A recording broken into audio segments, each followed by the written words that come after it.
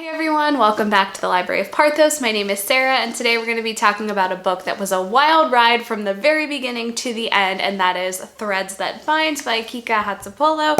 Now, I'm just going to say right off the bat, there were a lot of names in this book that I didn't know how to pronounce. I looked up pronunciations online. Some of them were kind of all over the place, so I'm going to do my best with names. If I'm saying them wrong, I apologize.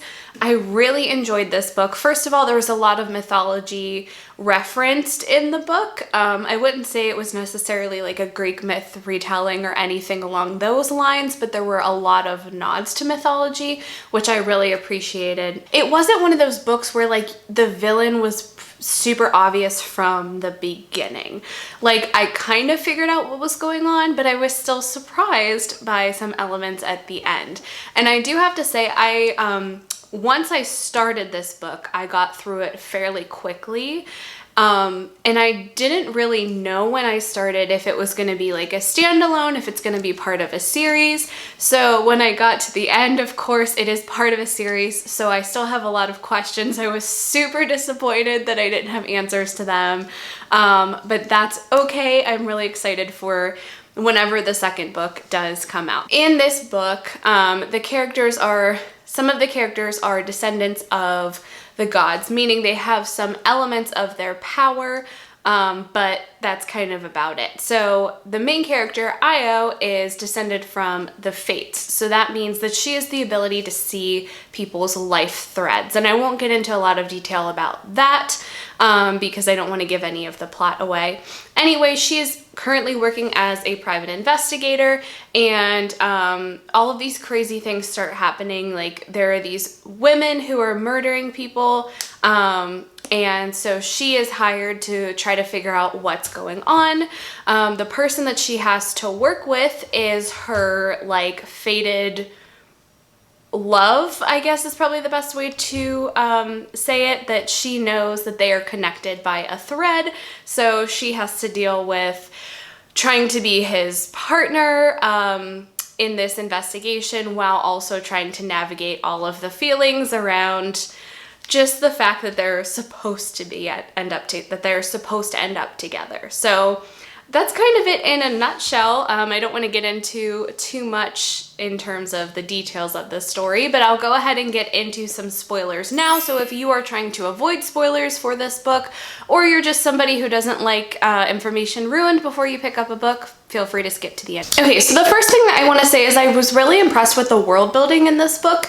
It kind of reminded me a little bit of like Six of Crows kind of world, I guess, like that sort of mood to the story, and also that sort of environment. Io and her two sisters live in a place called the Silts, which is kind of like the slums, essentially. Like, it's not a great place to live. People are treated poorly.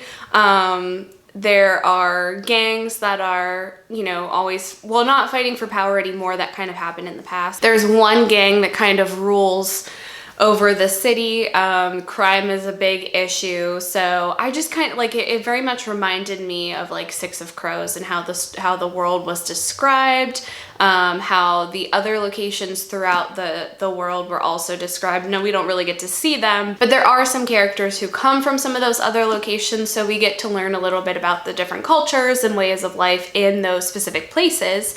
So let me just very quickly explain a little bit about how the whole like powers from the Greek gods thing works, because I think it'll make it a little bit easier to understand the book. So there are regular born people, normies, whatever you want to call them, and then there are otherborn. And the otherborn have some sort of power that has been passed on to them from the gods and goddesses. It's not necessarily a family line. It doesn't really have so much to do with blood. It's more just like it kind of just randomly pops up every once in a while, I guess. And there are kind of different traits that you'll notice about those specific people. So for Io and her sister Thais and Ava, there are three of them. So whenever, I think Thais is the oldest one, whenever she was born and started showing these fate powers with the threads, or yeah, like the life threads, her parents realized like the fates are always in a set of 3, so that means we're gonna have 2 more kids.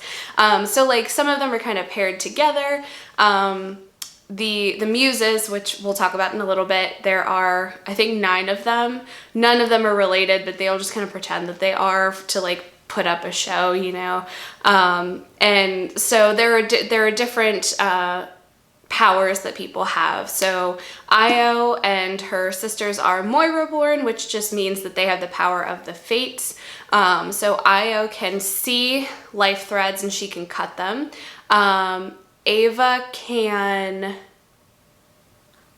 forget what Ava's specific power is, and Thais can create new life threads. They are able to see all of this through something called the quilt. So they just kind of like shift their vision to be able to see all these life threads, and like you can see their eyes kind of glaze over so you can tell whenever they're using it, and they are then able to like see all the life threads play out. So Io being able to do that, she knew for the longest time that she had this fate thread. Like there are a lot of threads that were just kind of connected to things that she really enjoyed, like home, her sisters, her parents.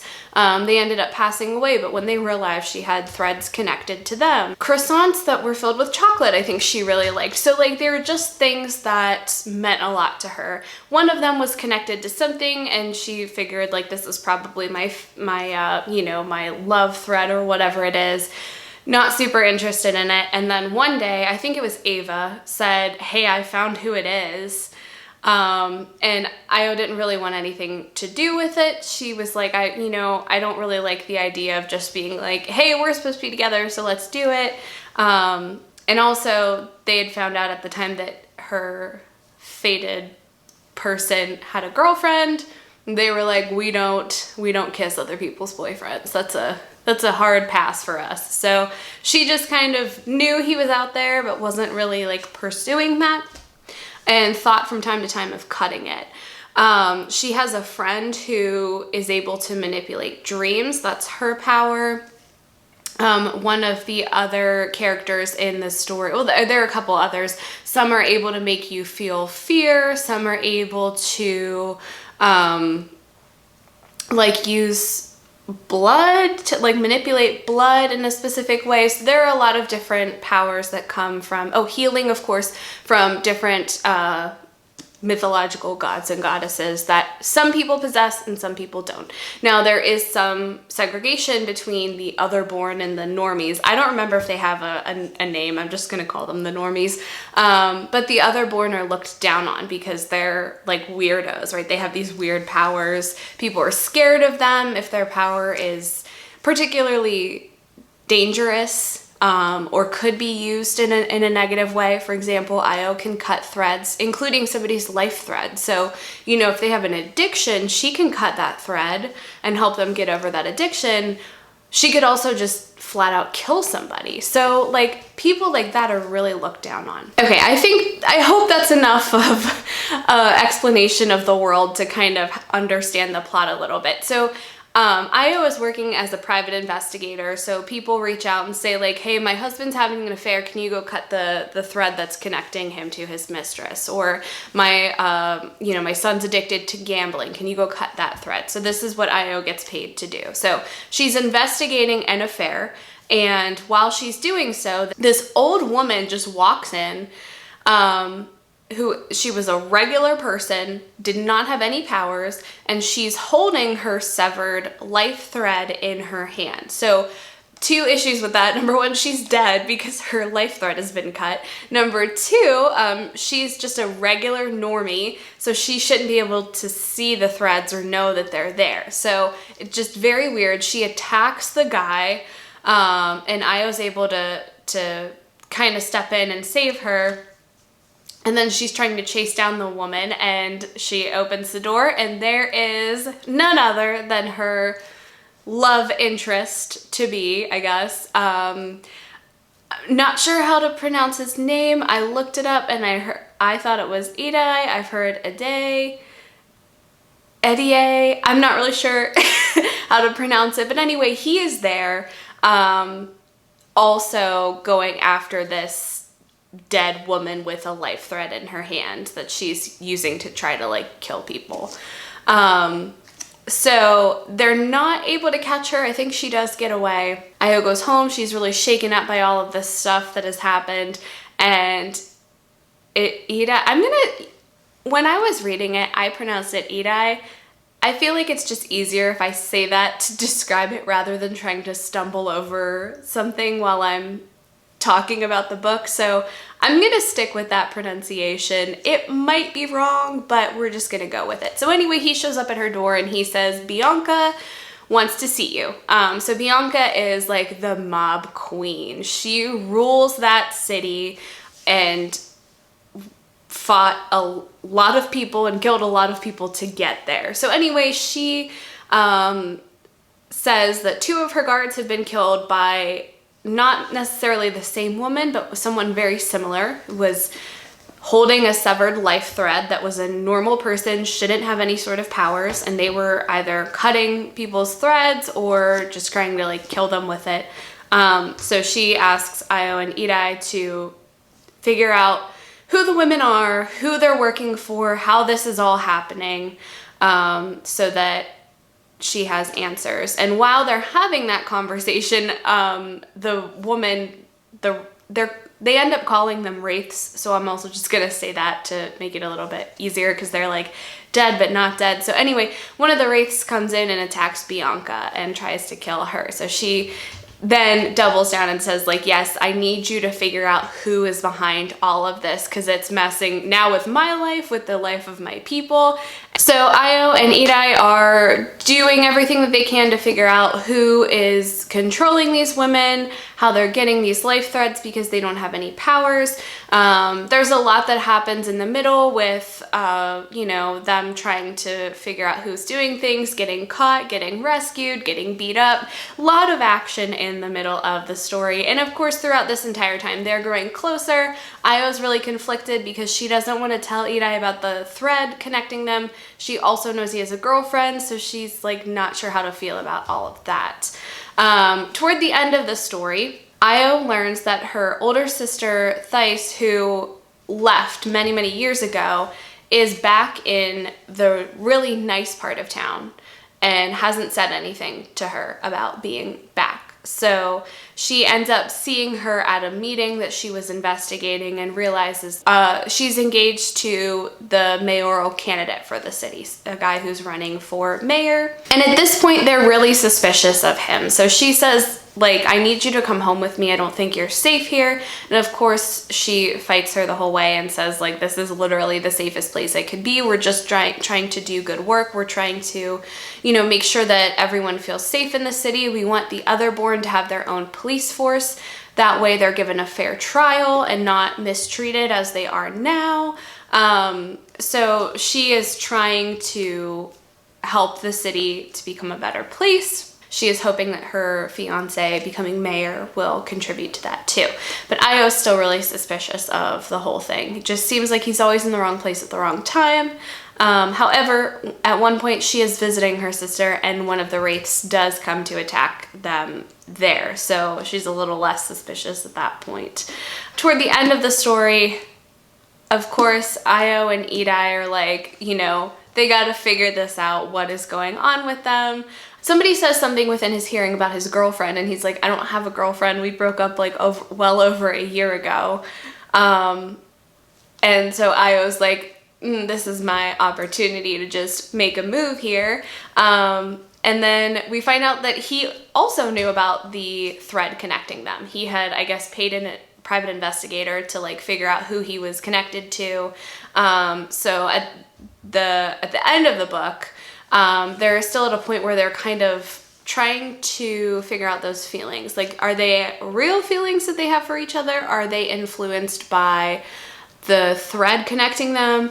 But they're more so on the side that like, no, this is real. So as they're trying to solve this murder, I guess it's really a murder mystery, they go to the muses who they are trying to get information from. The first time they go there, they basically tell Io, like, you're gonna ruin this entire city. So she has that weighing on her, which doesn't help anything. Io goes back to the muses later, but before we get to that point, we find out that through some dream manipulation that Bianca, the mob queen, was responsible for a lot of death during this giant riot that took place several years ago that no one talks about because they've all been sworn to silence. And basically it was this giant riot. Everyone was fighting. And at that time, the police force was run by the Furies. So they called in the Furies, and then the Furies were like, nah, we out, and they left. So through watching Bianca's dreams, they're able to see that she did some really horrible things. Like, she forced this dying teenager to continue fighting through like manipulating her blood and stuff. So then they're like, oh, Bianca's making the wraiths, like we figured this out. I thought like that makes perfect sense. I can totally see her being the villain. So like I get it. Plot twist though, this is where things get like absolutely wild. So Io goes back to the muses for some more information. While she's there, Bianca shows up.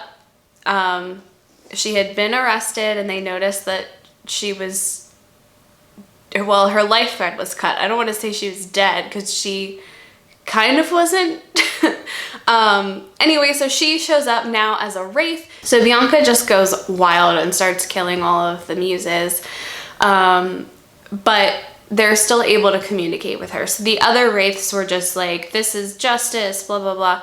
They like didn't really retain any sort of like their own humanity, but Bianca does. She is able to have a full conversation. She's like, I don't know what's happening. I kind of like it though. And they, you know, they remind her like, you're the mob queen. You need to make sure that you're like sane enough to maintain that position. And she's like, okay, fine. I get it.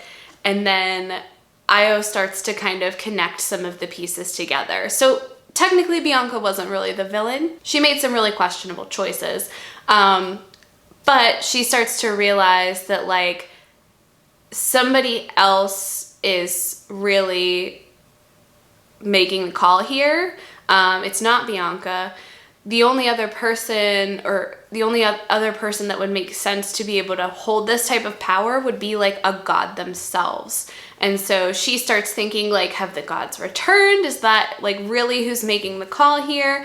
And then she remembers something that her older sister Edei said about having like divine inspiration or something like that. And so she realizes that indirectly, at least, her sister is responsible for a lot of what has happened. So she confronts her, realizes that she was accurate in that assumption.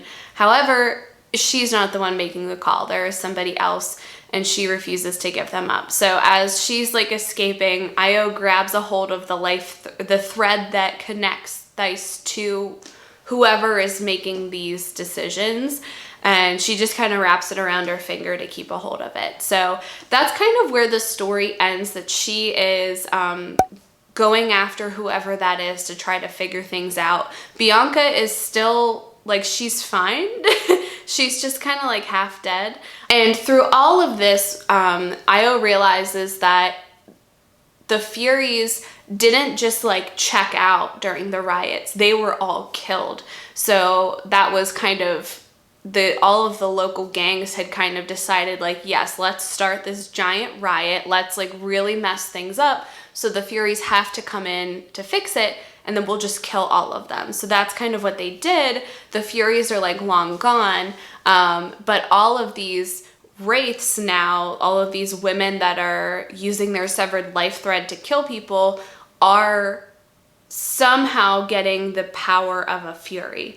And so Bianca, she already had her otherborn power because she was able to like manipulate blood or whatever, but now she also has like a little bit of Fury blood in her, so she's able to manipulate those powers a little bit better than some of the other women were. So there's a lot of questions still left. That's kind of where the story ends. Io's trying to figure out like who this other person is that's kind of making the call.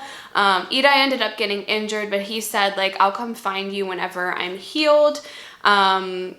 Bianca is still doing her weird, like, half alive, half dead kind of thing. Thais gone and Io's gonna go chasing after her. So yeah, that's kind of where the story ends, but like, it was a wild ride.